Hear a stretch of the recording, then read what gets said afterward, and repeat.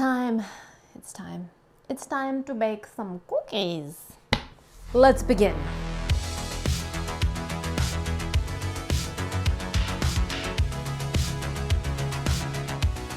Greetings, my beautiful lovelies. It's Emmy. How are you? It is great to see you and welcome back. Today's video is sponsored by glassesusa.com, where you can find over 9,000 different styles of sunglasses and glasses, brand name and in-house for affordable prices. They are so stinking cute and easy to try on. You don't even have to leave your home. You can do what I did and use the virtual mirror tool and try on any pair of glasses that you like.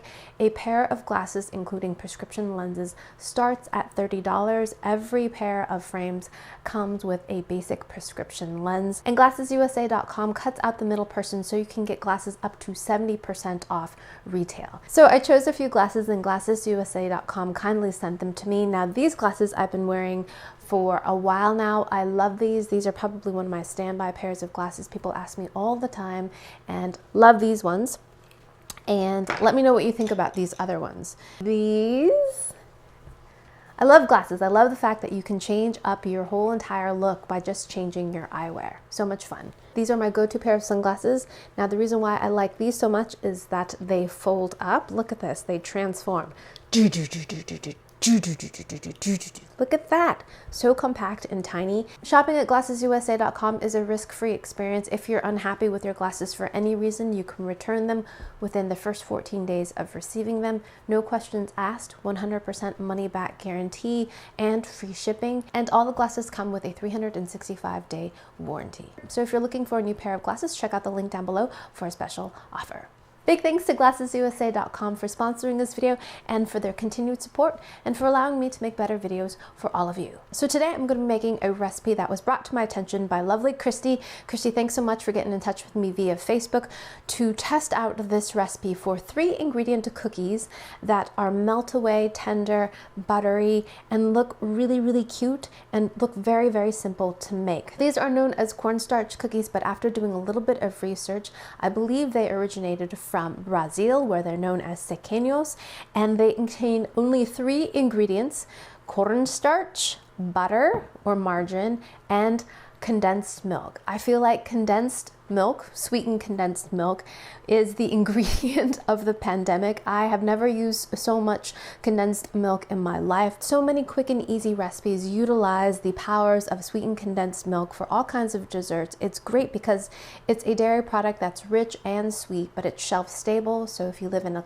warm climate, refrigeration might be an issue. You can always have a can of condensed milk and have some kind of dessert at the ready. You can make ice cream with it. You can make cookies. I've made all kinds of delectable treats, tarts and pies and cakes using this magic ingredient. I should make a condensed milk playlist. In fact, I shall do that. I will put a link down below in case you're curious of some of the wonderful things that this simple product can make. Now today we're going to be making these cookies. Now the recipe that I'm going to be adapting comes from Olivia's Cuisine, and I'll put a link down below to the original. So in this bowl, I've got some sweetened condensed milk. Now here in the US, condensed milk means sweetened automatically, and sometimes we don't say sweetened because we have another milk product that comes in a can called evaporated milk, which is not sweetened, and that's why it's called evaporated. It's just a boiled down version of milk, but no sugar. But condensed milk, or sweetened condensed milk, has a ton of sugar in it. So this is going to give our cookies the sweetness and some richness. Now to that bowl, we're going to add some butter. You can also use margarine if you like. I've seen recipes that state both. And this has been sitting at room temperature. I smashed it down so that it could warm up a little faster. It's an easy tip. So add that to the milk, and we're going to mix that together. This is salted butter, by the way. That's going to give us a little bit of contrast to all of that sugar. So here I've got some cornstarch. Now I'm going to add this in slowly as per the directions. And the directions also say that we may not need all of it. We just want a nice kind of luscious, supple dough. You could do this with a mixer, but I don't see that it's necessary.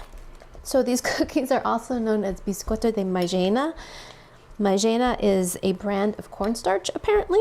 So, cornstarch cookies. And according to the blog post, every grandmother makes these. They're an easy cookie to make quickly, and they accompany coffee and tea very well. So already it's making a really lovely dough. So what I'm going to do now is get my hands in here because it's getting a little too thick for my spatula. Alrighty, so this dough feels so nice on your hands. It's so smooth. Okay, so I think we're pretty close. I have about 2 tablespoons of cornstarch left, and I will add it if I need it, but I don't know that I will. Roll it off my fingers.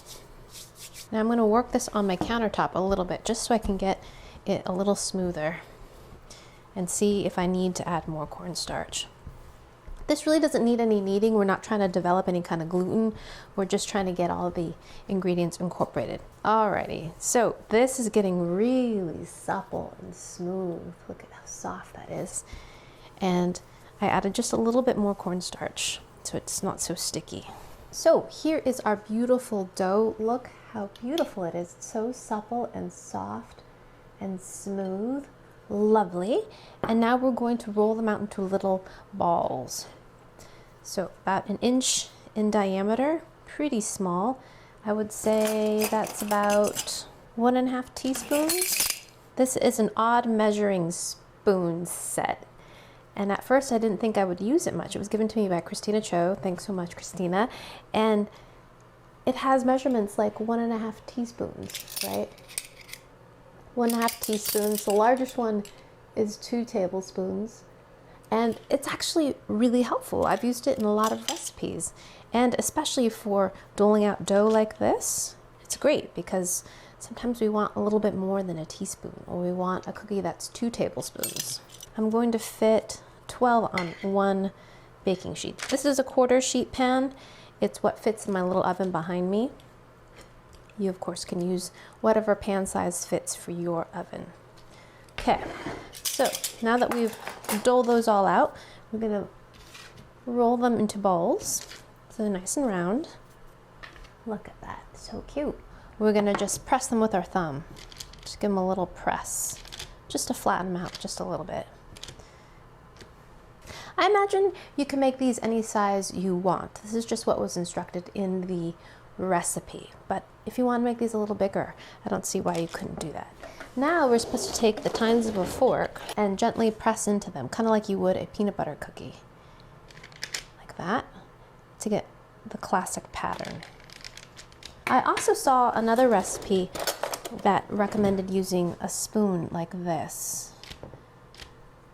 to create little shapes. So you can do that as well to create that little pattern. Either one's gonna look cute. Now I'm gonna pop this into a 350-degree oven. It's been preheating behind me for 15 to 20 minutes, or until just the base gets a little bit golden. They're gonna stay nice and pale, and then we can go ahead and taste them. Alrighty, my lovelies, I will see you in about 20 minutes. Oh yes, after they come out of the oven, we're gonna let them cool for 15 minutes on the baking tray before we transfer them and eat them. Alrighty, so I'll see you in about 30 minutes. Okay, bye.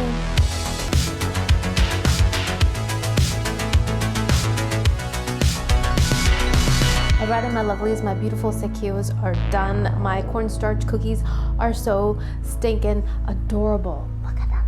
Look how they puffed up. Aren't they sweet? Now, I did 2 batches of them. The first batch that you saw me put in turned out like this. Very cute, and they too puffed up. But the markings that I put in the dough didn't really show up all that well. But with my second batch, when I rolled out my balls of dough, I just took a fork and just pressed it right into the dough rather than pushing it with my thumb first. So I got deeper indentations, and when I baked them, the resulting cookies had more of the classic shape, meaning you can see those really great little indentations left by the tines of the fork. See that? They almost look like concha, those little sweet Mexican breads that have that beautiful shell pattern on them. That's what they remind me of. Alrighty, now these are traditionally had with coffee or tea, but I'm going to just have one plain. So look how cute they are, round, and on the bottom, just kind of golden. They don't take on a lot of color, and that's how they're supposed to be. All right, let's try to break one open and see what it looks like inside. Ooh, that's what it looks like inside. Now let's give it a taste. Here we go. Itadakimasu.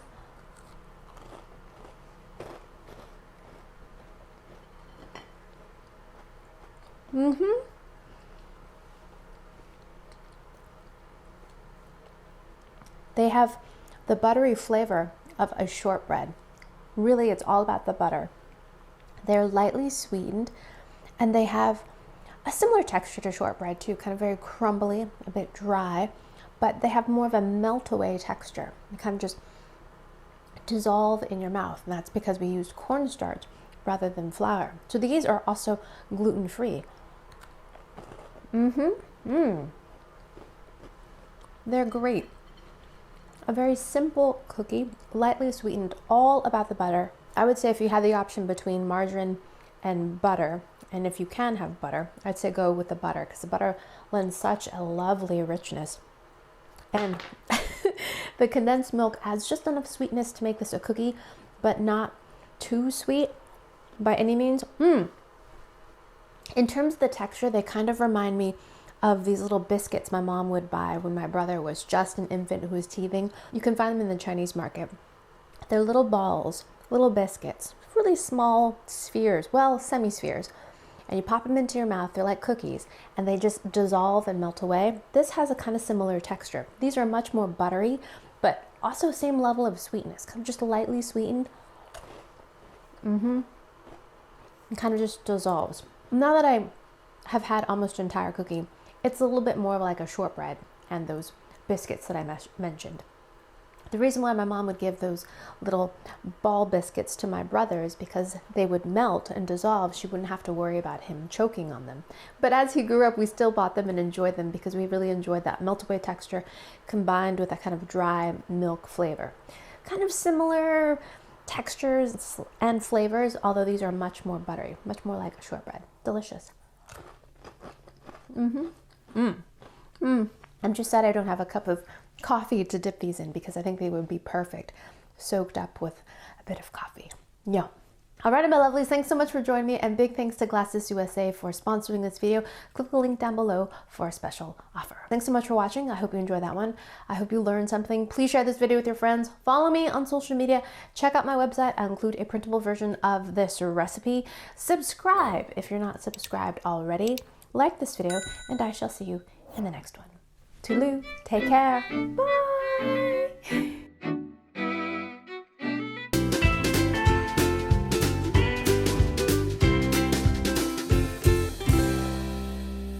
Look, I already have my Halloween costume.